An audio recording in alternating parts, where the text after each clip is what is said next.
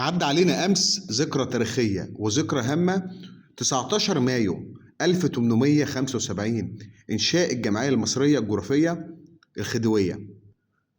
وكان الهدف من إنشاء الجمعية الدراسات الجغرافية والقيام بالمسح الكامل في أفريقيا.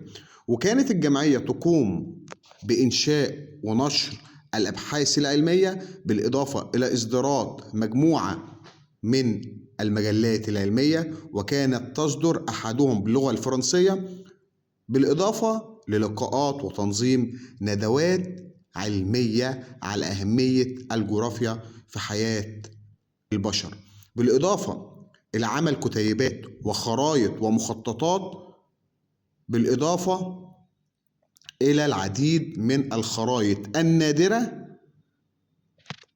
والجمعية دي كمان بتحتوي على متحف عريق جدا، والجمعية دي موجودة حتى وقتنا هذا. وبعد إعلان الجمهورية بقى اسمها الجمعية المصرية الجغرافية.